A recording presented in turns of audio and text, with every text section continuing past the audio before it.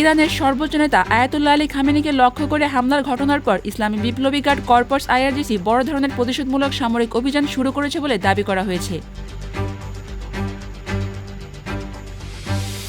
Tehran থেকে দেওয়া একের পর এক হুঁশিয়ারি ধীরে ধীরে সরাসরি সামরিক পদক্ষেপে রূপ নিয়েছে। তাদের ঘোষণা অনুযায়ী এটি শুধু একটা সাধারণ জবাব নয়, বরং কঠোর প্রতিশোধমূলক অভিযান। ট্রু প্রমিস 4 নামের এই অপারেশনের মাধ্যমে ইসরায়েলের গুরুত্বপূর্ণ সামরিক স্থাপনা এবং উপসাগরীয় অঞ্চলে মার্কিন ঘাঁটিগুলোকে লক্ষ্যবস্তু করা হয়েছে বলে জানানো হয়। ক্ষেপণাস্ত্র ও ড্রোন হামলার ধারাবাহিক খবর আন্তর্জাতিক গণমাধ্যমে প্রকাশিত হয়েছে। একের পর এক বিস্ফোরণের ঘটনায় তেল আবিব সহ পুরো মধ্যপ্রাচ্য আবারও উত্তেজনার কেন্দ্রবিন্দুতে চলে এসেছে। আইআরজিসির বক্তব্য অনুযায়ী উত্তর ইসরায়েলের কৌশলগত অঞ্চলগুলো ছিল তাদের প্রধান লক্ষ্য।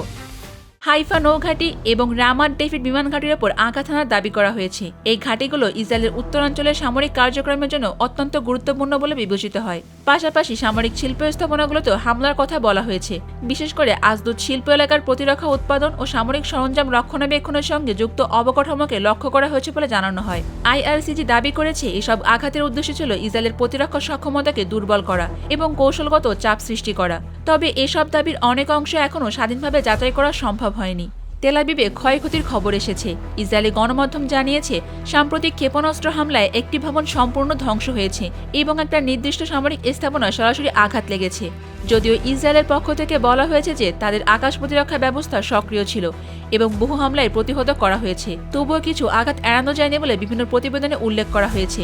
এতে সাধারণ মানুষের মধ্যেও উদ্বেগ বেড়েছে এবং নিরাপত্তা সতর্কতা জোরদার করা হয়েছে।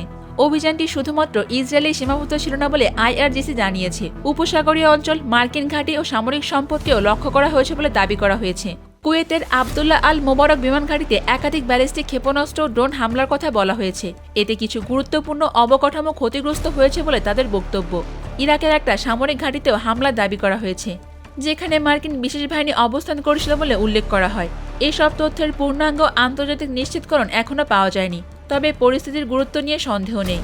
সৌদি আরবের প্রিন্স সুলতান বিমান ঘাঁটিতেও ক্ষেপণাস্ত্র ও ড্রোন হামলার দাবি করেছে ইরান। এছাড়াও সংযুক্ত আরব আমিরাতের জেবেদ আলী বন্দরে গোলাবারুদ পরিবহনে নিয়োজিত একটি মার্কিন জাহাজের ড্রোন হামলার কথাও উল্লেখ করা হয়েছে। তাদের দাবি অনুযায়ী ধারাবাহিক বিস্ফোরণে জাহাজটি অচল হয়ে গিয়েছে। ভারত মহাসাগরে যুক্তরাষ্ট্রের একটি সহায়ক যুদ্ধজাহাজ কাদের 380 ক্ষেপণাস্ত্রের আঘাতে ক্ষতিগ্রস্ত হয়েছে বলে জানানো হয়েছে। তবে এসব ঘটনার অনেক অংশ এখনও বিভিন্ন সূত্রের প্রতিবেদনের উপরে নির্ভরশীল। আইআরজিসি বলেছে এই ধাপে আগের থেকে আরও উন্নত, নির্ভুল এবং শক্তিশালী ক্ষেপণাস্ত্র ব্যবহার করা হয়েছে। তাদের বক্তব্য অনুযায়ী এটি কেবল শুরু, পরবর্তী ধাপ আরও শক্তিশালী হতে পারে। সর্বোচ্চ নেতাকে লক্ষ্য করে হামলার অভিযোগের পর শুরু হওয়া এই প্রতিশোধমূলক অভিযানে আঞ্চলিক পরিস্থিতি দ্রুত পরিবর্তিত হচ্ছে। আন্তর্জাতিক মহল কূটনৈতিক সমাধানের আহ্বান জানাচ্ছেন, কারণ পাল্টাপাল্টি হামলা অব্যাহত থাকলে সংঘাত আরও বিস্তৃত হতে পারে। পুরো বিশ্ব এখন গভীরভাবে পরিস্থিতির পর্যবেক্ষণ করছে। উত্তেজনা কি আরও বাড়বে নাকি আলোচনার মাধ্যমে পরিস্থিতি নিয়ন্ত্রণে আসবে? এই প্রশ্নের উত্তরে নির্ধারণ করবে মধ্যপ্রাচ্যের আগামী দিনগুলো কোন পথে এগোবে।